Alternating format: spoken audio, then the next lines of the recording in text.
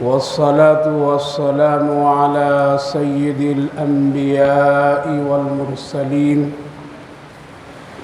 وعلى آله وأصحابه أجمعين، أما بعد، فأعوذ بالله من الشيطان الرجيم. بسم الله الرحمن الرحيم. يا أيها النبي إذا جاءك المؤمنات يبايعنك على ألا يشركن بالله شيئا ولا يسرقن ولا يزنين ولا يقتلن أولادهن ولا يأتين ببهتان يفترينه بين أيديهن وأرجلهن ولا يعصينك في معروف فبايعهن واستغفر لهن الله إن الله غفور رحيم. صدق اللہ العظیم. قابل قدر بزرگوں اور دوستوں، اللہ رب العالمین کا شکر، اس کا احسان کہ اللہ تعالیٰ نے ہم سب کو نماز عشاء پھر نماز تراویح جماعت کے ساتھ پڑھنے کی توفیق مرحمت فرمائی. اللہ تعالیٰ قبول فرمائے، آخرت کے لیے نجات کا ذریعہ بنائے. آج الحمدللہ 28واں جز نماز تراویح میں پڑھا گیا ہے، جس میں بہت ہی مشہور و معروف صورتیں پڑھی گئی، جس میں سورہ حشر بھی ہے، سورہ ممتحنہ ہے، مجادلہ ہے، سورۃ الصف، جمعہ، تغابن، منافقون، طلاق اور تحریم، یہ ساری صورتیں جو بہت ہی مشہور و معروف ہے. نمازوں میں ان صورتوں کی تلاوت اکثر و بیشتر ائمہ حضرات کرتے رہتے ہیں. ان ساری صورتوں میں اللہ تعالیٰ نے کچھ نہ کچھ واقعات، حالات، عبرتیں ذکر فرمائے ہیں جو ہمارے اور آپ کے لیے بہت کارآمد چیزیں ہیں، لیکن ان سب پر روشنی اور ان سب پر بات کرنے کے لیے ایک لمبا وقت درکار ہوتا ہے. اس وقت میں صرف ایک آیت کریمہ سے متعلق میں کچھ عرض کروں، کیونکہ اس وقت ہمارے معاشرے میں 3 چیزیں اور 3 فتنوں میں لوگ مبتلا ہیں. 3 فتنے میں لوگ اس وقت مبتلا ہیں. ایک ہے فتنہ اکابر پرستی، اور دوسرا فتنہ ہے شخصی اور قبر پرستی، اور تیسرا فتنہ جو بہت خطرناک ہے وہ نفس پرستی. یہ 3 فتنے اس وقت ہر طبقے میں ہے. جتنے بھی اس وقت مسلمانوں کے مکتب فکر ہیں، چاہے وہ علماء دیوبند سے تعلق رکھنے والے ہوں، چاہے وہ تبلیغی جماعت سے تعلق رکھنے والے ہوں، چاہے وہ اپنے آپ کو جو لوگ اہل سنت کہتے ہیں وہ لوگ ہوں، چاہے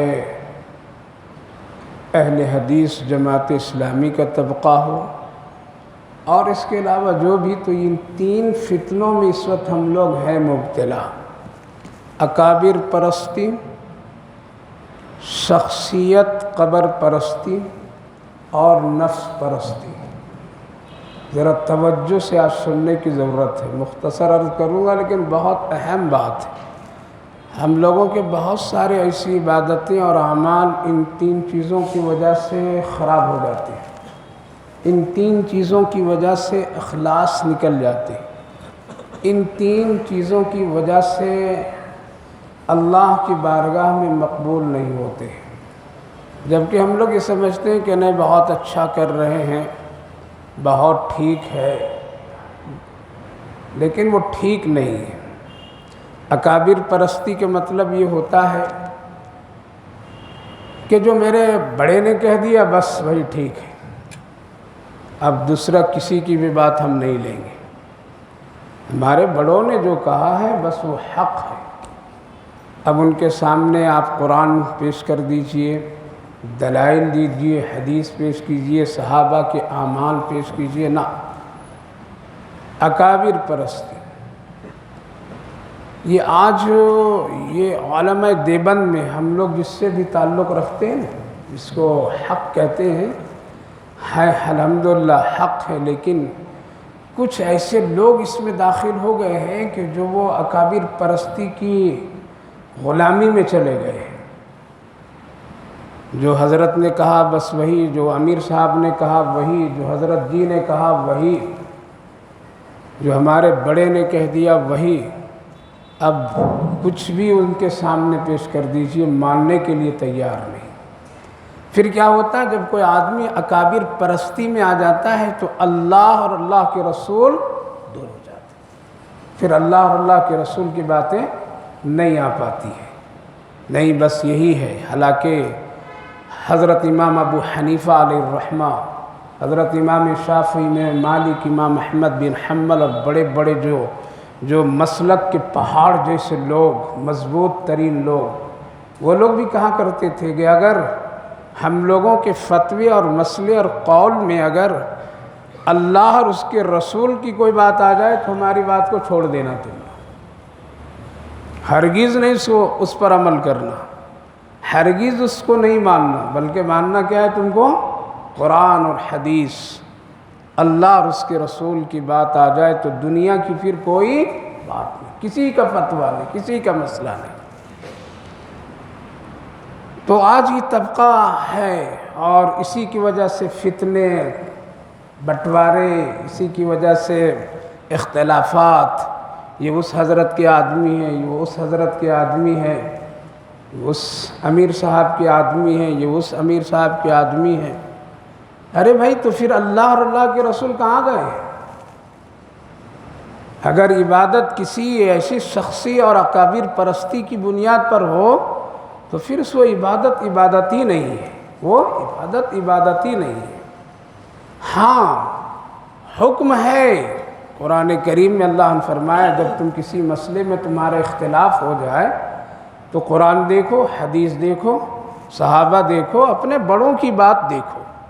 لیکن وہ بڑے اگر قرآن حدیث کے خلاف یا ان کی باتوں سے امت میں ٹکراؤ اور فتنہ شریعت کے خلاف، تو ایسی جگہ پر میں ماننے کا حکم نہیں ہے، ماننے کا حکم نہیں ہے۔ اللہ کے رسول صلی اللہ علیہ وسلم ہمیشہ اس کی تاکید فرمائے۔ اسی لیے صحابہ کے زمانے میں یہ ساری چیزیں نہیں تھیں، بس ایک ہی حضرت محمد صلی اللہ علیہ وسلم۔ بعد میں پھر یہ آہستہ آہستہ اس کی ضرورت پڑی اور وہ حق بھی رہا کہ اپنے بڑوں کی اقتداء اور اتباع نہایت ہی ضروری ہے، اور اس کو اس طرح سے سمجھا جائے کہ اگر وہ ہو بہو ترجمانی قرآن و حدیث کی کر رہے ہیں تو ان کی اقتداء ضروری ہے۔ اور وہ ایسے سمجھیے، مثال جس طرح سے ایک بہت بڑی عیدگاہ میں ہم لوگ نماز پڑھتے ہیں اور نماز پڑھنے کے وقت میں اگر یہ مائک سسٹم نہ ہو یا ہے لیکن اچانک وہ خراب ہو جائے تو ظاہر ہے کہ دو چار مکبر کھڑے ہو جاتے ہیں اور امام صاحب کی کیا کرتے ہیں؟ بات کو نقل کرتے ہیں، اللہ اکبر، اللہ اکبر۔ نماز سے فارغ اگر کوئی آدمی ہو جائے، پھر اس سے پوچھا جائے کہ بھائی تمہارا امام کون تھا، تو کیا بتائیں گے؟ امام تو ہمارا وہ ہے جو مصلی پر آگے سب سے اکیلا کھڑا ہے، وہ ہمارے امام۔ اس کی آواز تم نے سنی؟ نہیں۔ رکوع سجدہ کن کی آواز پر کی؟ کہ وہ جو میرے بازو میں مکبر بن کر کے اللہ اکبر امام کی بات منتقل کر رہے تھے، ان کی بات سن کر کے، آواز سن کر کے ہم رکوع سجدہ کیے۔ لیکن حقیقت میں امام ہمارا کون ہے؟ وہ مصلی والا ہے۔ اسی طرح سے اکابرین جو حضرت امام ابو حنیفہ رحمہم اللہ، امام شافعی، امام مالک، امام احمد بن حنبل اور اس طرح کے جتنے بزرگان دین، یہ اللہ کے رسول صلی اللہ علیہ وسلم کے مکبر ہوئے۔ کون ہوئے؟ ہم لوگوں نے وہاں جا کر کے وہ آواز نہیں سن سکے، اتنی صلاحیت نہیں ہے۔ وہ لوگ سن کر کے، سمجھ کر کے پھر کیا کی، وہ ہمارے اور آپ کے تک منتقل کر رہے ہیں۔ اور ہم سن کر کے اس پر عمل کر رہے ہیں. لیکن اگر ان کی بات امام کے خلاف ہو جائے تھوڑی سی، مثلا ابھی امام صاحب نے اللہ اکبر کہا ہی نہیں، اس سے پہلے مکبر صاحب کہہ دیں اور سب رکوع میں چلے جائیں تو نماز خراب ہو جائے گی. بس اسی طرح سے ائمہ حضرات کا ہے. تو اس حد تک کہ اکابر کی بات ماننا، ائمہ کی بات ماننا، اس کی اقتداء کرنا، یہ کیا ہے؟ صحیح ہے. لیکن اس سے بڑھ کر کے آگے اگر چلے گئے تب تو یہ جائز نہیں ہے. اس کو ہمارے بزرگوں نے منع کیا. دوسرا ایک فتنہ جو اس وقت میں پوری امت میں ہے وہ ہے شخصیت اور قبر پرستی. یہ فتنہ نہایت ہی خطرناک ہے. یہ شرک سے تعلق اس کا تعلق کیا ہے؟ شرک سے ہے. تھے ہمارے وقت کے بڑے وقت کے ولی ہیں، جیسے ابھی ہندوستان میں بڑے مشہور و معروف بزرگان دین اولیاء اعظام کے نام ہیں. حضرت خواجہ معین الدین اجمیری علیہ الرحمہ، حضرت خواجہ نجام الدین اولیاء علیہ الرحمہ، حضرت صابر کلیری رحمہم اللہ. اس طرح بڑے بڑے ہیں اکابر اور اولیاء اعظام کا نام. حضرت خواجہ قطب الدین بختیار کاکی رحمہم اللہ. اس طرح کے ہر علاقے میں کوئی نہ کوئی وقت کا ولی سو رہا ہے اپنی قبر.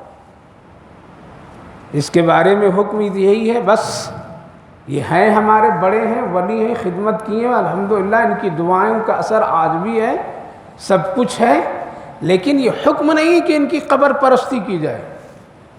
اسی لیے علماء کرام فرماتے ہیں جب یہ اتنے بڑے متحد تھے اور اتنے بڑے ولی، ایک وقت کے کامل ولی تھے، تو اب اگر ان کی قبر پر کوئی شرک کر رہا ہے، اللہ کے علاوہ سجدہ کر رہا ہے، تو ان کو تو روک دینا چاہیے تھا.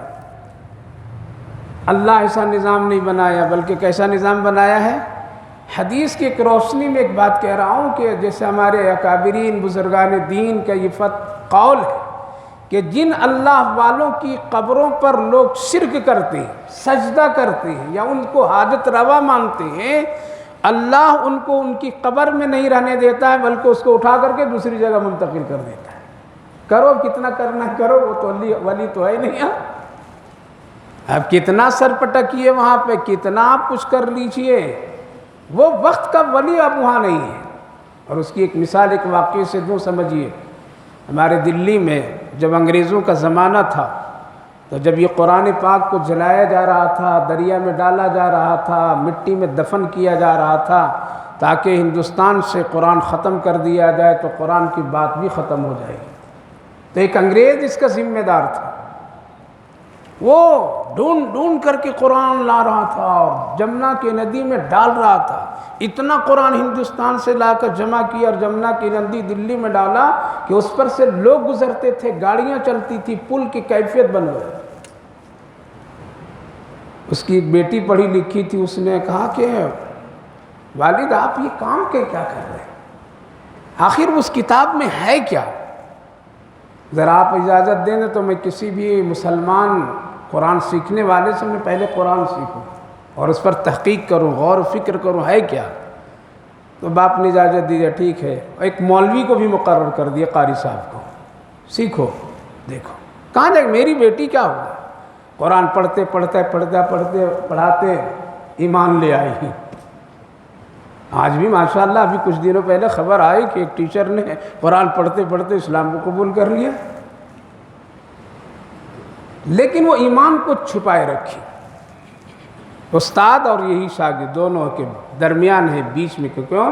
جس کا باپ قرآن کاغذوں پر لکھا ہوا اللہ کا کلام وہ دفن کر دے رہا ہے اور اس کی بیٹی اسلام اس گھر میں قبول کر کے قرآن کے ماننے والی بن جائے تو زندہ رہنے دے گا؟ اس لیے وہ چھپائے رکھی. چھپانے کے بعد وہ اتفاق یہ ہوا کہ وہ لڑکی بیمار بہت سخت ہوئی. سخت ہونے کے بعد بالکل موت کے قریب وقت نظر آ رہا. کہا کہ ابا سے کہ ذرا ہمارے وہ مولوی استاد کو بلا دیجئے، ان سے کچھ خاص بات آخری کر لوں. بلا دیا گیا تو آئے. اس لڑکے نے کہا دیکھیے لگ رہا ہے کہ اب زندہ میں نہیں رہوں گی، اگر میں مر گئی، موت ہو گئی میری، تو ایک کام آپ کیجیے گا، اس لیے ہمارے لوگ ہمارے قبرستان میں دفن کریں گے. تو آپ ایسا کیجیے گا کہ یہ لوگ یہ دفن کر دیں نا، تو رات میں پھر اندھیرے میں آپ ہم کو اس قبر سے نکال کے مسلمانوں کی قبر میں دفن کر دیجیے. یہ وعدہ کیجیے. اس لیے میں مسلمان میں نہیں رہنا چاہتا ہوں اپنے مذہب کے قبرستان میں عیسائی ہوا ایسا ہی اتفاق سے موت ہو گئی، قبر بن گئی اس کی عیسائیوں کو قبرستان میں۔ رات میں قاری صاحب سب دیکھتے رہے، غور سے دیکھتے رہے۔ ایک دوست کو پکڑا کہ چلو آج ایسا نیکی کا کام کرنا ہے، لہٰذا رات میں آئے لوگ قبر کھودیں تو اس قبر میں وہ لڑکی نہیں تھی، بلکہ مسلمان قبرستان میں ایک شخص ابھی دفن ہوا تھا، وہ اس قبر میں تھا، اور اتفاق تھا وہ مسلمان جو چودھری منشی تھا وہ اس انگریز کے منشی تھا، اسی کے باپ کا منشی تھا، وہ اس کا انتقال کچھ دن پہلے ہوا۔ وہ جاسوسی کرتا تھا، قرآن کہاں ہے مسلمانوں کا، کہاں ہے یہ۔ اس کی قبر میں منشی آ گیا، یہ لڑکی غائب۔ تو لوگ پریشان ہوئے، آخر یہ کہاں؟ تو پہچانتے تھے یہ مسلمان منشی ہے، مسلمان کے قبرستان میں اس کی قبر بنی تھی آج 2-4 دن پہلے، تو شاید کہ اللہ نے اسے عدل بدل کر دیا، چلو دیکھیں وہاں پہ چل کے دیکھتے ہیں۔ اب وہاں جب گئے، ان کی قبر جب کھولی گئی تو اس قبر میں ایک عربی نوجوان پڑا ہوا ہے اور لڑکی نہیں ہے۔ اب بہت پریشان ہوئے قاری صاحب، یا اللہ وہ لڑکی گئی تو گئی کہاں؟ وہ صرف میں ہی جانتا ہوں، اس کے علاوہ کوئی نہیں جانتا ہے۔ آج جو یہ اللہ کے ولیوں پر کہ قبروں پر جو یہ شرک پرستی کا عمل، یہ سوچ کر کے کہ یہاں ولی لیٹے ہوئے ہیں، نہیں رہتے وہاں پہ، اللہ وہاں سے ان کو اچھی جگہ پر منتقل کرا دیتا ہے اور کر دیتا ہے، یہ غیبی نظام، یہ قدرتی نظام ہے اللہ کا۔ اب وہ دیکھے تو یہ لڑکی نہیں، بہت پریشان، تھکا کر کے لوگ آ کر کے سوئے، خواب میں وہ لڑکی آئی۔ استاد آپ کا شکر، آپ ہمارے لیے اتنی پریشانیاں اٹھا رہے ہیں۔ تو استاد کہنے لگے پہلے یہ بتا تم ہو کہاں اس وقت؟ اس قبر میں بھی نہیں، تیری قبر میں وہ منشی مسلمان سمجھا جانے والا، اور منشی کی قبر میں ایک عربی نوجوان، اور تم ہو کہاں؟ کہا کہ میں اس وقت جنت البقیع کی قبر میں ہوں، میں اس وقت جنت البقیع کی قبر میں ہوں۔ وہ جنت البقیع کی قبر، وہ نوجوان جو مسلمان منشی کی قبر میں ہے، اس کو اللہ نے یہاں لا دیا اور ہم کو اللہ یہاں لا دیا اس کی قبر میں۔ یہ غیبی نظام کیوں؟ اس لیے کہ یہ نوجوان تھا مدینے میں، یہ نوجوان تھا مسلمان، لیکن طریقہ یہ ڈھونڈتا تھا غیروں کا اور پسند کرتا تھا۔ اللہ نے اس شہر مقدس میں اس کو رہنے نہیں دیا، جہاں کا طریقہ پسند کرتا تھا وہاں لا کے ڈال دیا اس کو اللہ کا۔ اور اس منشی جاسوس تھا میرے والد کا، تو دل اور دماغ تو اس کا عیسائی بن گیا تھا، شکلاً مسلمان تھا، اللہ نے اس کو ہٹا کر کے وہاں ڈال دیا۔ یہ کیا ہے؟ یہ ایک نظام، اور یہ کوئی فرضی قصے نہیں سنا رہا ہوں۔ ہمارے دارالعلوم دیوبند کے ہمارے شیخ حضرت مولانا مفتی یوسف صاحب دامت برکاتہم جو ہمارے شیخ ہیں، وہ خود اس واقعے کو ہم لوگوں کو سنائے۔ میرے بھائی بزرگوں، عرض یہ کرنا ہے کہ قبر پرستی، شخصیت پرستی، یہ نہایت ہی خطرناک عمل ہے۔ اس میں آج ایک امت کا بڑا طبقہ ملوث ہے، اللہ کو چھوڑ کر کے وہاں پڑے ہوئے ہیں، جس کی وجہ سے عبادت، عمل، یہ ساری چیزیں۔ تیسری جو چیز ہے نفس پرستی۔ نفس پرستی یہ بہت خطرناک، یہ نفس پرستی ہے کیا؟ نفس پرستی یہ ہے کہ ہمارا جو دل کہے گا وہ ہم کریں گے، نہ امام ابو حنیفہ کی بات مانوں گا، نہ امام مالک کی مانوں گا، نہ امام شافعی کی مانوں گا، نہ فلاں کی، نہ کسی کا نہیں، ہمارا نفس جو کہے گا، ہمارا دل جو فتویٰ کہے گا، ہم ویسے ہی عبادت کریں گے، ویسے ہی نماز پڑھیں گے، ویسے ہی حج کریں گے، ویسے ہی اپنا طریقہ نافذ کریں گے۔ یہ ہے وہ نفس پرستی۔ کیا ہو گیا؟ یہاں آدمی گمراہ ہو جاتا ہے۔ اس کی ایک مثال دیتا ہوں، کیسے؟ حدیث میں ایک مسئلہ ہے، اس کو فقہا بھی بیان کرتے ہیں کہ خون نکل جائے تو کیا کرنا؟ خون نکل جائے تو وضو ٹوٹ جائے، ٹھیک ہے؟ یہ حکم بھی ہے، حدیث میں بھی ہے کہ اگر کسی کے جسم سے خون نکلا اور نکلنے کے بعد اپنی جگہ سے وہ بہہ گیا تو وضو ختم، نیا وضو کیجیے۔ دوسرا قرآن میں ایک حکم ہے، او لامستم النساء، اگر تم اپنی بیوی کو چھو لیا یا وہ تم کو چھو لی تو تم وضو کرو۔ سمجھے؟ دو مسئلے آ گئے، ٹھیک ہے؟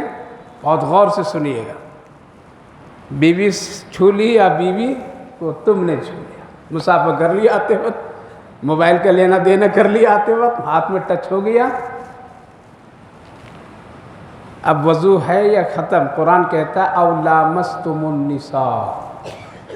چھٹے جز میں پورے وضو کے جو فرائض, غسل کے فرائض, تیمم کے فرض, وہاں یہ حکم اللہ نے نازل فرمایا او لامستم, جس کا ظاہری معنی کیا ہے؟ جو اپنی بیوی کو چھو لیا یا ہاتھ میں ہاتھ ملا دیا یا ٹچ ہو گئے کسی طرح سے, تو تم پھر کیا کرو؟ وضو کرو. اس میں کئی علماء آ گئے. حضرت امام ابو حنیفہ علیہ الرحمہ فرمانے لگے کہ نہیں, بیوی اگر چھو لی ہے, شوہر بیوی کو چھو لیا تو وضو نہیں ٹوٹے گا. ٹھیک ہے, نہیں ٹوٹے گا. ایک طبقہ کہا کہ نہیں, ٹوٹ جائے گا. وضو خون, حضرت امام ابو حنیفہ علیہ الرحمہ نے فرمایا کہ خون نکل جائے گا تو وضو. دوسرے ائمہ کہہ دیے کہ نہیں, خون ہی نہیں نکلا, اس سے وضو کیا ٹوٹے گا؟ نہیں ٹوٹے گا. دو مسئلے ہو گئے. اب نفس پرستی آ رہی ہے. یہ لوگ جو کہہ دیتے ہیں نا کہ نہیں ان کا فتویٰ بھی نہیں, ان کا فتویٰ بھی نہیں, یہ امام بھی نہیں, وہ امام بھی نہیں, یہ نہیں ہے, مشکل میں پڑ جائیں گے بھائی. یہ حضرات جو ہیں بہت ہی گہرائی کے ساتھ چن چن کر کے مسئلے کو لائے ہیں. اب آئیے, ایک شخص نہ یہ حضرت امام ابو حنیفہ علیہ الرحمہ کو مانتا ہے, ایک شخص نہ حضرت امام شافعی کو مانتا ہے, نہ وہ مالکی ہے نہ حنبلی ہے, کچھ بھی نہیں ہے, بلکہ وہ الگ سے کہتا ہے کہ جو قرآن کہے گا اس پر عمل کریں گے. ٹھیک ہے, تو قرآن کہہ رہا ہے بیوی چھو لے تو ٹوٹ گیا. مانو قرآن پر عمل کریں گے, ہوگا مسئلہ. کتنے مرتبہ طواف میں وضو کریں گے؟ طواف کرتے کرتے کتنی عورتیں آپس میں ٹچ کر جاتی ہیں, اجنبی سے ہے, دل پاک ہے, کسی کی نیت خراب نہیں ہے, لیکن ازدحام ہے, بھیڑ ہے. شوہر اپنی بیوی کو پکڑ کر کے طواف کراتا ہے, بیوی اپنے شوہر کے ہاتھ پکڑ کر, کندھے پکڑ کر کے طواف کرتی ہے. تو اب یہ قرآن کہہ رہا ہے, کیا کہہ رہا ہے؟ او لامستم النساء, بیوی سے اگر ٹچ ہو گئے تو تم کو وضو کرنا پڑے گا, تیمم کرنا پڑے گا, یا کچھ بھی ہے. تو اب وہاں طواف اور حکم ہے طواف تم وضو کے ساتھ میں کرو. تو اب کیا کریں گے؟ کس کے فتوے پر عمل کریں گے؟ نفس پر عمل کریں گے یا حضرت امام ابو حنیفہ پر؟ قرآن تو کہہ رہا, اب آئیے قرآن پر عمل کرنے والے آ جائیں پورے مل کر کے. چاہے تم اس کا معنی بدل دو گے, چاہے اس کا حکم بدلو گے, دو کے سوا اور کچھ نہیں کر سکتے ہو. حضرت امام ابو حنیفہ علیہ الرحمہ نے کہا کہ اگر خون نکلا تو وضو. اب ایک بیچارہ ہے, خون نکل گیا, وضو ٹھنڈا کے موسم ہے, خون نکلا, چھوڑو اس پر. حنفی ہے وہ, مثال کے طور حنفی مسلک ہے. خون نکل گیا, ٹھنڈی کے زمانہ ہے, کہا کہ ارے امام ابو حنیفہ کو چھوڑو اس مسئلے پر, ان کے مسئلے پر عمل نہیں کریں گے. وہ امام جو کہتا ہے کہ خون نکلنے پر بھی وضو نہیں ٹوٹتا, آج اس پر عمل کر لیں گے. کیا ہو گیا؟ نفس پرستی ہو گیا نا, نفس پرستی. جب ہم کسی بڑے کی اقتداء نہیں کریں گے, جب کسی بڑے اکابر و اسلاف حق کے عمل پر نہیں چلیں گے, تو تیسرا مفتی آئے گا نفس پرستی. نفس پرستی. حضرت امام ابو حنیفہ علیہ الرحمہ سے پوچھا گیا کہ بیوی اگر چھو لے اور ان سے ٹچ ہو جائے تو آپ کو حدیث پیش کیجیے ایسا کہ جو نبی کا عمل ہو, ادھر ادھر کی بات نہیں. کوئی ایسا آپ ایک حدیث بتا دیجئے, تب ہم لوگ سب عمل کریں گے. کتنی شاندار اور مشہور حدیث لائے حضرت امام ابو حنیفہ علیہ الرحمہ. کہا کہ آقا کریم صلی اللہ علیہ وسلم تہجد کی نماز رات میں جب پڑھا کرتے تھے, اور حضرت ام المومنین عائشہ صدیقہ رضی اللہ عنہا بھی اس حجرے میں ہوتی تھیں. نبی جب لمبا سجدہ فرماتے تھے تو حضرت ام المومنین فرماتی ہیں کہ میں دیکھ کر کے سوتی تھی کہ نبی ابھی سجدے میں گئے ہیں, لیکن دیر تک کہ میری نیند ہوتی تھی. پھر کروٹ جب بدلتا تھا تو پھر نبی کو سجدے میں دیکھتی. میرا دل ہول ہول کرتا تھا, پتہ نہیں کہیں نبی کی روح تو پرواز نہیں کر گئے. تو میں قریب آتی تھی اور نبی کے انگوٹھے کو دباتی تھی زور زور سے, اللہ کے رسول پاؤں میں حرکت فرماتے تھے تو مجھے اطمینان ہوتا تھا نبی سجدے میں ہیں۔ اگر عورت کے مرد چھونے سے یا مرد کے جسم عورت کے ٹچ ہونے سے وضو ختم ہو جائے تو پھر رسول اللہ بغیر وضو کے تہجد پڑھیں۔ یہ کون لایا؟ حضرت امام ابو حنیفہ علیہ الرحمۃ۔ اس سے یہ پتہ چلا او لامستم النساء، عورت کے چھونے سے لمس کرنے کا یہ مطلب نہیں ہے، بلکہ یہ ہے کہ خصوصی ملاقات کسی نے کیا تو وضو بھی ختم، غسل بھی ختم۔ وہاں وضو کرنا ضروری، غسل کرنا ضروری، قرآن کی یہ ہے۔ تو نفس پرست والے لوگ اب کیا کہیں گے؟ ارے بھائی اس سے بہتر ہے ان کے مسئلے پر عمل کرو۔ اور حنفی اگر وضو نہ کرنا چاہے تو وہ کیا کہے گا کہ نہیں، حضرت امام ابو حنیفہ کا یہ خون والے مسئلے پر ان کا عمل کرو۔ یہ نفس پرستی ہو جائے گی، اور نفس پرستی گمراہی میں لے جاتے، سمجھیں، نفس پرستی گمراہی میں لے جاتے ہیں۔ اس لیے میرے بھائیو بزرگوں، ان تین فتنوں سے بچنے کا واحد راستہ ہے۔ جن کا جو درجہ، جن کا جو مقام، جن کی جو حیثیت ہے اتنے ہی اس کو رکھیے، اس کو خدا نہ بنائیے، اس کو رسول نہ بنائیے، اور اتنا گرا بھی نہ دیجیے۔ اس لیے نہ نفس پرستی کیجیے، نہ اکابر پرستی کیجیے، نہ شخصیت اور نہ قبر پرستی کیجیے، بلکہ وہ کیجیے علیکم بسنتی وسنت الخلفاء الراشدین۔ اللہ کے رسول نے فرمایا میری سنت، میرے خلفاء کی سنت پر عمل کرو، تم راہ راست پر آ جاؤ گے۔ اس وقت ایک آیت جو پڑھا ہوں اس کے ایک مسئلہ ہے۔ آج کل ایک بہت بڑا زور شور چلتا ہے، کیا چلتا ہے؟ بیعت کرنا ایک دوسرے سے۔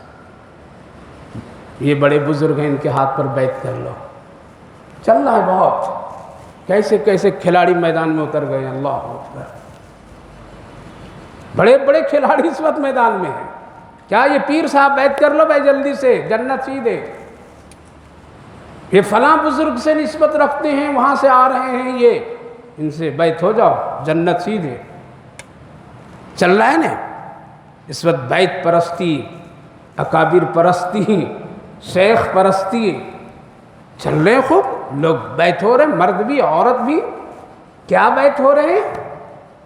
کیا کہہ کر کے بیعت؟ کیا بیعت کسی سے، کسی بڑے بزرگ سے کرنا جائز ہے مردوں کے لیے، عورتوں کے لیے؟ ہاں، مرد اور عورت کے لیے، مسلمانوں کے لیے حکم ہے، تم کسی کو اپنا دینی رہنما بننے کے لیے تم اس کے ہاتھ پر کچھ معاہدہ کر سکتے ہو۔ جیسے اس کی ایک مثال سمجھیے، فیملی ڈاکٹر ہے نا، ہم ایک چن لیتے ہیں کہ ہمارے فیملی ڈاکٹر یہ ہے، اب کچھ بھی ہوتا ہے پہلے ان سے مشورہ لیتے ہیں۔ ایسا ہی روحانی ڈاکٹر، ان کے لیے کیا کرنا؟ کسی بڑے اللہ والے کے ہاتھ پر بیعت معاہدہ کرنا، ہم آپ سے معاہدہ کرتے ہیں کہ ہم یہ کام یہ کام یہ کام یہ کام نہیں کریں گے، آپ ہماری ذرا نگرانی رکھیے گا، یہاں تک تو جائز۔ لیکن حکم ہے کہ جس کے ہاتھ پر تو ہاتھ رکھ رہا ہے وہ ہے کیسا، وہ کیسا ہے، وہ واقعتاً سنت کے پابند، کیا واقعتاً اس کو اللہ اور اللہ کے رسول کی سنتوں کی زندگی ہے یا نہیں ہے؟ اگر ہے تو ٹھیک ہے، ورنہ اگر سنت کے خلاف ہے تو ہرگز کسی کے ہاتھ میں آپ مت دیجیے۔ اور آج تو ایسے ہی کھلاڑی نکلے، بعض لوگ کیا کیا کرشمہ دکھا دیتے ہیں تو لوگ بالکل اندھے دھن اس کے پڑ جاتے ہیں اور کیا کیا کر جاتے ہیں۔ نہیں، حکم ہے کہ نہیں، اندھے دھن میں مت پڑو، نبی کا طریقہ دیکھو، نبی نے بھی عورتوں سے بیعت کی کا معاملہ ہے۔ اللہ رب العالمین نے فرمایا چند مکہ سے عورتیں آئیں ہجرت کر کے، اور اللہ کے رسول سے وہ عورتیں تھیں جو اس طرح سے کفار و مشرکین میں مردوں میں سردار تھے نا، اسی طرح سے بڑی طاقت والی اور بڑی ہمت والی عورتیں اسلام میں آئیں۔ اللہ رب العالمین نے حکم دیا، وہ عورتیں ان میں سے ہندہ بھی ایک تھی جس نے حضرت حمزہ رضی اللہ عنہ کے کلیجے کو چبائی تھی، وہ بھی آ گئی۔ تو اللہ رب العالمین فرمایا یا ایھا النبی اذا جاءک المؤمنات، جب یہ مومنہ عورتیں ایمان لے کر کے آ جائیں آپ کے پاس تو چند معاہدے ان سے کیجیے، یبایعنک، آپ بیعت کر لیجیے ان کو۔ حضرت ام المومنین عائشہ صدیقہ رضی اللہ عنہ فرماتی نبی بیعت کرتے تھے لیکن کسی عورت کے ہاتھ میں ہاتھ دے کر کے نہیں بیعت کی گئی، بلکہ قول سے، پردے میں یا کبھی ایسا ہوا کہ رسی لمبی پھیلا دیے گئے اور اس کو پکڑ لیا عورتیں پردے میں؟ کسی بھی بزرگ چاہے کتنا بڑا ہو میرے دوستوں بزرگوں ماں بہنوں، ان کے ہاتھ میں ہاتھ دینا یہ حرام اور ناجائز، نبی نے نہیں کیا۔ اب تو ایسے نہیں کہ ہاں قریب آ جاؤ، ہاتھ میں ہاتھ ڈال دو، گلے میں گلے ڈال کے بیعت کر لیں گے۔ ہمارے دیوبند میں ایک بڑے بزرگ تھے، 80 سال ایک خاتون، ان کی بھی عمر 80 سال کی، ان کی بھی عمر 80 سال کی، ایک ہی محلے کے رہنے والے۔ بوڑھی عورت آ کر کہنے ارے شاہ جی ہم کو بھی بیعت کر رہے، تم سے بہت لوگ بیعت ہو رہے ہیں۔ کہا کہ ٹھیک ہے عصر کے بعد آ جاؤ، میرے جہاں بیٹھنے کی جگہ ہے میرے وہاں آ جاؤ۔ وہ آ گئی، کہا کہ ٹھیک زنانہ خانے میں بیٹھو، مطلب پردے والے گئے۔ کہا کہ کیوں؟ بیعت کر لو نا سامنے سامنے، ایک ہی محلے کے رہنے والے ہیں نا۔ کہ نہیں عورتوں کو پردے میں بیعت کر، نہ ایسے کر لو، بچپنا ایک ہی ساتھ گزرا ہے، تو بھی بوڑھا ہم بھی بوڑھی، یہاں پہ عرضہ کیا ہے؟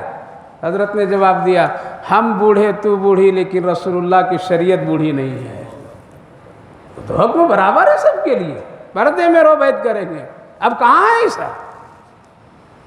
اس لیے بہت ہی چوکنا رہیے، اس وقت بڑے بڑے کھلاڑی میدان میں ہیں، ایمان لوٹ لیں گے، بڑے بڑے کرتب دکھانے والے آ گئے ہیں اس وقت میں۔ اللہ پر بھروسہ کرو، پریشانی ہو جائے 2 رکعت تہجد کی نماز پڑھو، رو گڑ گڑاؤ، صدقہ خیرات کر کے اپنی بلائیں ٹالو نبی کی سنت کے مطابق، اور اللہ سے واسطہ دیجئے پروردگار نہ میں ادھر گئے نہ ادھر گئی تو صرف رسول اللہ کی سنت پر، اس کی برکت سے ہمارے مسائل کا حل فرما دیجئے۔ ورنہ ایسے کھلاڑی ہیں آج کل بڑے گمراہ کر رہے ہیں۔ واقعہ بھی ہے راجستھان کا، ایک وہ شوہر اپنے ایک پیر کو بنا لیا بہت، لیکن روز اپنی بیوی کو سناتا تھا میرا پیر ایسا، میرا پیر ایسا، میرا پیر ایسا، میرا پیر ایسا۔ بیوی روز سنتی تھی، کہتی تھی نہ مجھے معلوم ہے وہ پیر نہیں ہے، ٹھیک ہے۔ بہت پریشان، اب بیوی کی بات شوہر کو سنائے، وہ پیر صاحب کو کہا کہ بیٹا ایک کام کرو، ایک دن مجھے اپنا گھر دعوت کی شکل میں لے چلو، پھر ہم ایک کرامات دکھائیں گے، تب تیری بیوی ہو سکتا ہے مجھے مان لے۔ اور کہا کہ ٹھیک ہے چلیے۔ ایک دن بیوی سے کہا کہ پیر صاحب آ رہے ہیں، ایک دن تو کھانا ان کو کھلا دو، دعوت کر دو، مانو یا نہ مانو ایک دعوت۔ کہا کہ ٹھیک ہے لے آئیے، مہمان کے روپ میں ان کے استقبال کر لیں گے۔ جو ہی وہ پہنچے، شوہر بھی پہنچے ساتھ میں لے کر کے، تو پیر صاحب کیا بولے مانو، ارے جلدی سے پانی لاؤ، ایک بالٹی لاؤ لاؤ لاؤ، اور پانی جلدی سے دے دیے کہ بالٹی پورا صحن میں بہا دیا۔ اور بہانے کے بعد میں کیا ہوا حضرت کیا ہوا؟ نہیں کعبے کے غلاف میں آگ لگ گئی، مجھے خبر آئی، میں یہاں پانی ڈالا وہاں بجھا گیا۔ یہ کیا مسئلہ تھا؟ وہ دکھانا چاہ رہا تھا کہ اس کی عورت کو یقین ہو جائے کہ یہ وقت کا، لیکن عورت بھی اگر اللہ والی ہو، عورت بھی اگر اس کے دل میں ایمان کی پختگی ہو، تو شوہر بھی کتنا بڑا ولی ہو جائے اس کو بھی جلدی نہیں مانتی ہو۔ دلی کا بزرگ نہیں ماننا اس کی بیوی، ایک دن ہوا میں اڑ کے دکھائیں تو بیوی آ کے کہنے لگی بزرگ ہو تو ایسا کہ جو آج دلی کی فضا میں اڑ رہا تھا۔ تو کہا کہ اب میری بیوی مان لی۔ کہا کہ وہ میں ہی اڑ رہا تھا، کہا کہ اسی لیے ٹیڑھا میڑھا اڑ رہا تھا۔ تو میں یہ کہہ رہا ہوں کہ عورت عورت ہوتی ہے۔ کہا کہ اچھا کعبے میں غلاف میں وہاں آگ لگے تو یہاں پانی بہا دے گا، وہ بھی راجستھان میں؟ ٹھیک ہے، کھانا لگا دی دسترخوان پر، اور سب کچھ پردے کے ساتھ میں دسترخوان پر رکھ دی، گوشت سالن سب چاولوں سے چھپا کر کے ڈھک ڈھک کر کے رکھ دی۔ حضرت آئے، دسترخوان پر بیٹھے، انتظار میں کہ مرغے کا ران ذرا آ جائے تب نہ شروع کروں، چپ چاپ بیٹھے ہیں۔ تو پردے سے عورت کہنے لگی حضرت کھانا شروع کیے، بسم اللہ کیجیے۔ تو کہنے لگے ارے بیٹی اگر سالن جلدی لا کو دو گی تبھی تو کھاؤں۔ نکلی اور ایک ڈنڈا کمر پر لگائے گا، کعبے کے غلاف میں آگ لگتی نظر آ جاتی ہے، چاول کے نیچے سالن نظر نہیں آتی تو کون ولی ہے؟ آج ایسے کھلاڑی ہیں، جلدی مت پھنسیے، مت پھنسیے، بہت غور کیجئے، دیکھیے کہ سنت ہے اس میں یا نہیں ہے، اس میں دین کا کتنا ہے، گہرا درد اور ہمدردی کتنا ہے، یہ ہماری اور قوم ملت کی کتنے اس میں فکریں ہیں، کہیں ایسا تو نہیں کہ صرف نذرانے کے چکر میں آ کر کے اور کچھ کر رہا ہے۔ میرے بھائیو بزرگوں ماں بہنوں، بہت ہوشیاری کی ضرورت ہے۔ جس طرح سے دنیا کی دولت کا بچانا ضروری، اس سے بھی زیادہ ایمان کا بچانا اس وقت ضروری ہے۔ اللہ کے رسول صلی اللہ علیہ وسلم، یا ایھا النبی اذا جاءک المؤمنات یبايعنک، جب مومنہ عورت آ جائیں آپ کے پاس تو آپ ان کو بیعت کر لیجئے۔ بیعت کے مطلب معاہدہ کر لیجئے کہ یہ کام نہیں کریں گے، کیونکہ یہ کفار کے زمانے میں، کفر کے زمانے میں حضرت حمزہ کے کلیجہ چبا کر کے آئی ہے۔ ایمان لائی تو آئی، لیکن عادت کہیں بدل نہ جائے۔ عورت ہے کمزوریاں لیجئے ان سے۔ اور یہ حکم مردوں کے لیے بھی کیا ہے؟ پہلی بات، شرک نہیں کرو، یہ وعدہ کرو شرک نہیں۔ ولا یسرقنا، چوری نہیں کریں گے۔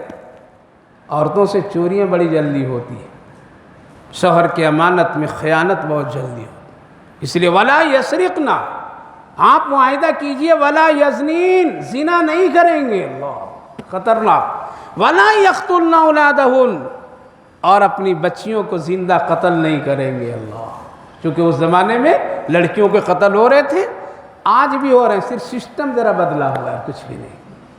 کل وہ زندہ قبروں میں ڈالتے تھے، آج تو ماں کے پیٹ ہی میں ڈال دیتے ہیں۔ علماء فقہ لکھتے ہیں جس طرح سے ایک زندہ بچی کو قبر میں یا زندہ چلتے پھرتے قتل کر دینا گناہ، اسی طرح سے ماں اگر اپنے پیٹ میں احساس ہو گیا کہ لڑکی ہے اور اس بنیاد پر وہ قتل کر دیتی ہے دواؤں یا کسی ذریعے سے، تو اس قتل میں کوئی فرق نہیں ہے۔ وَإِذَا الْمَوْءُودَةُ سُئِلَتْ بِأَيِّ ذَنبٍ قُتِلَتْ، آؤ ہم تجھے پوچھیں گے تجھ سے میرے بندے، یعنی تو اپنے بچی کو کیوں قتل کیا تھا، کس جرم میں، ٹھیک؟ اور کسی پر بہتان نہیں ڈالیں گے، یہ عورتوں کی بڑی کمزوری، جلدی سے وہ الزام شوہر پر یا کسی پر، اس کا بھی آپ معاہدہ کیجئے۔ رسول اللہ، وَلَا يَعْصِينَكَ فِي مَعْرُوفٍ، اور اگر کوئی بھلی بات کہے گے تو ہم اس کو انکار نہیں کریں گے، مانیں گے۔ جب یہ اللہ کے رسول صلی اللہ علیہ وسلم ہندا سے یہ اقرار لے رہے تھے نا، تو بہت دمنگ عورت تھی، کہنے لگی پھر ایمان کیوں لائی، جو اتنا معاہدہ ہم سے لے رہے ہیں آپ؟ ہم کو یہ کام اگر کرنا ہی تھا اور کرتی ہم، تو پھر ہم کو ایمان لانے کی کیا ضرورت ہے، یہ بار بار ہم سے کیوں لے رہے ہیں؟ بڑی دمنگ عورت، کہا کہ یہ اللہ کے حکم ہے اس لیے ایسا کر رہا ہوں۔ تو وَاسْتَغْفِرْنَا، اور پھر آپ جب بیعت کر لیں گے تو اس کی نگرانی کیجیے، اس کی خبر رکھیے، اس کے استغفار کی طرف لائیے۔ ان اللہ غفور الرحیم، اللہ تعالیٰ کے بہت معاف کرنے والا ہے۔ لہذا میرے بھائی بزرگوں، نہ اتنا اکابر پرست بن جاؤ کہ اللہ اور اس کے رسول کو چھوڑ دو، اتنا قبر پرستی نہ بن جاؤ کہ مشرکانہ عمل کرنے لگو، اتنا نفس پرستی نہ بن جاؤ کہ بڑے بڑے اکابر علماء اور اپنے نفس پر عمل کر لو، ان کو چھوڑ کر کے یہ ان کا مسلک ہے، یہ ان کا مسلک ہے۔ قسم خدا کی اس سے امت انتشار میں آ جائے گی، اس سے اختلاف پیدا ہوگا۔ لہٰذا تین چیزوں میں مسلک نہ لاؤ، ایمان میں مسلک مت لائیے، عبادت میں مسلک نہ لائیے، معاملات میں بھی مسلک نہ لائیے۔ اگر ایمان میں لائیں گے تو ایمان فرق ہو جائے گا، عبادت میں مسلک اگر لا کر کے عبادت کریں گے تو اس سے خضوع نکل جائے گا، اور اگر معاملات میں مسلک لائیں گے، نہیں یہ مسلک ہمارا ہے انہی سے ہم خریدیں گے، تو کیا ہوگا؟ مسئلہ گڑبڑ ہو جائے گا۔ اس لیے ان تین چیزوں میں کبھی بھی نہیں لانا چاہیے، اور جن چیزوں کے بارے میں اللہ کے رسول اور اللہ نے منع کیا اس سے پابندی کرنا۔ لہذا بیعت کسی ایسے شخص سے ہو جانا، کسی اپنے کو بڑا پیر سمجھنا، اس سے پہلے دیکھنا یہ ہے کہ یہ سنت کا پابند ہے یا نہیں ہے، یا کہیں تو یہ دنیا داری کے چکر میں ہمارا ایمان تو خراب نہیں کر رہا ہے۔ لہذا اگر اصلاح کی نیت سے ہے اور اگر وہ اصلاح کی فکر رکھتا ہے، ہمدرد ہے دین کا، تو پھر ایسے لوگوں سے تعلق پیدا کرنا اپنے لیے بہت ضروری ہے۔ جس طرح سے ظاہری جسم کے لیے ہم فیملی ڈاکٹر طے کر لیتے ہیں، اسی لیے روح کی بیماریوں کے علاج کے لیے کسی اللہ والوں سے بھی تعلق پیدا کر کے زندگی گزارنے سے بہت اچھی بنتی ہے۔ اللہ آپ کو بھی توفیق دے، ہمیں بھی اس کی توفیق دے۔ اللہم صلی علی سیدنا نبینا حبیبنا مولانا محمد وبارک وسلم علیہ۔ اللہم ربنا آتنا فی الدنیا حسنۃ وفی الآخرۃ حسنۃ وقینا عذاب النار۔ اے اللہ ہم سب گنہگار ہیں، خطا کار ہیں، معاف فرما دیجئے۔ ہم سب ان نفس پرستی میں آ کر کے تجھے بھول گئے ہیں، تیرے نبی کی شریعت اور آپ کی سیرت، صحابہ کرام رضوان اللہ عنہم اجمعین کی زندگیوں کو چھوڑ دیے ہیں۔ اے اللہ ہم سب کو ان خرافات سے حفاظت فرمائیے، ان تمام بدعتوں سے، شرک سے ہم سب کی حفاظت فرمائیے۔ نفس کی غلامی کرنے سے اللہ ہم سب کی بچا کر اپنے پیارے محبوب کی غلام بنا دیجیے۔